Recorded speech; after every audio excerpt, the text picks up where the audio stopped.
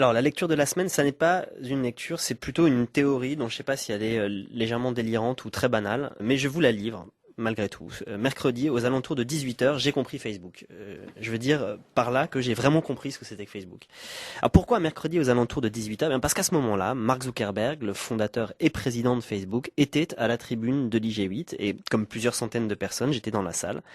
Zuckerberg était là, fidèle à l'image qu'on se fait de lui, l'air d'un jeune américain de 27 ans, en jean, t-shirt et basket, transpirant sous les spots et sirotant un soda. C'était un Gatorade manifestement. Donc il parlait comme on s'attendait à ce qu'il parle, c'est-à-dire à la fois humble et sûr de lui, consensuel et énervant.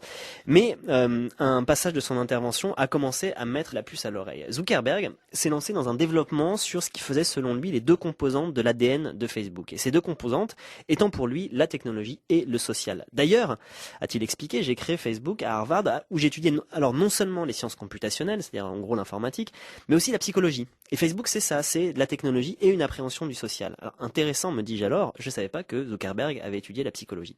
Quelques minutes plus tard, les questions sont ouvertes à la salle et là se produit un phénomène surprenant.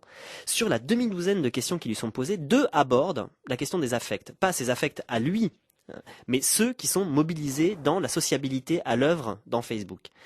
À ces 2 questions, Zuckerberg ne sait pas quoi répondre. Et même, il ne comprend pas ces questions. Il dit ne pas les comprendre. Les écrans donnent à voir alors en gros plan son visage incrédule, mal à l'aise, lui qui jusque-là semblait dérouler sans encombre un discours parfaitement rondé.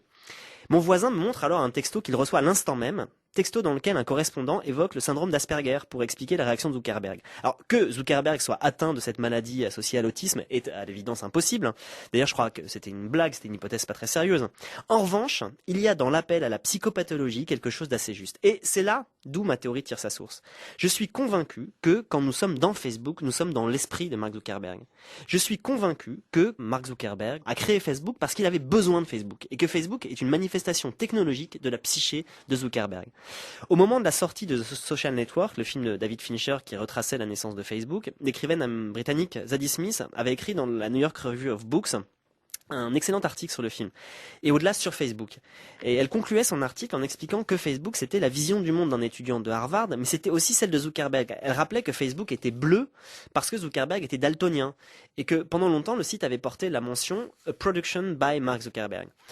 Mais on peut aller au-delà. Cette manière qu'a Facebook de rationaliser les relations sociales, énonciation du statut amoureux, possibilité de sélectionner les relations, division des amitiés en groupe, etc., ressortit à la création d'un espace où les angoisses sont à la fois exprimées et subsumées. C'est pourquoi je pense qu'on a tort quand on envisage Facebook comme un outil et quand on tente de l'analyser avec le seul prisme de la sociologie.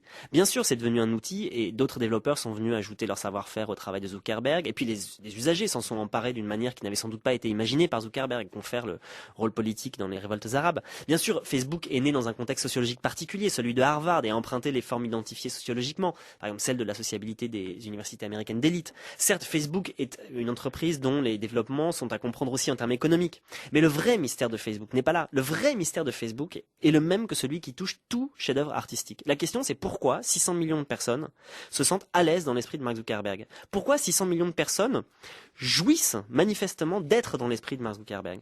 Cette question qui peut paraître étrange est la même que celle que pose toute grande œuvre d'art. Pourquoi des millions de gens de par le monde ont lu et continuent de lire La Recherche du temps perdu alors que s'y déploie dans ses moindres méandres l'esprit de Proust? Pourquoi des millions de gens ont écouté et continuent d'écouter Mozart alors que s'y épanouit la folie de Mozart? Cette triangulation miraculeuse entre un génie névrotique, une forme d'expression parfaitement maîtrisée et un public, l'art nous y a habitués. La technologie un peu moins, et c'est pourquoi Facebook nous trouble autant, c'est pourquoi on ne sait pas très bien comment le prendre, et c'est peut-être cela Facebook, un génie névrotique qu'est Mark Zuckerberg, la maîtrise d'une forme d'expression qu'est l'informatique, et la rencontre avec ce qu'est un public dans le monde sans frontières qu'est Internet, c'est-à-dire le monde entier. Facebook est bien autre chose qu'un outil ou un phénomène de société. Facebook, c'est, à mon sens, le premier chef-d'œuvre de l'art numérique. Vous retrouverez cette théorie douteuse demain dans Internet Actu.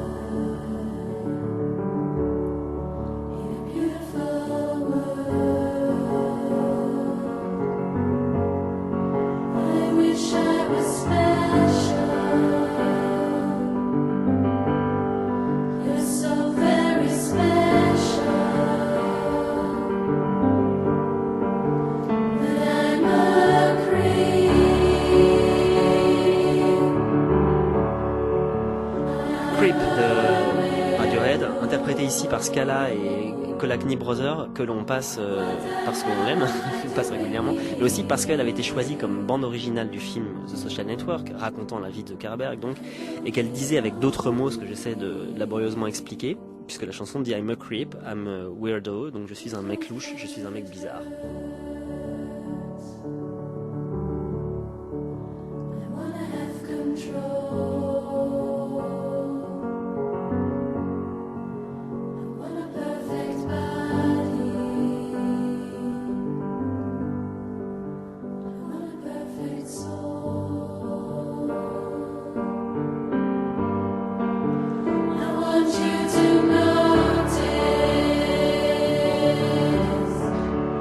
Vous écoutez France Culture, place de la Toile, et nous revenons aujourd'hui sur l'IG8 qui s'est tenu mardi et mercredi dans le jardin des Tuileries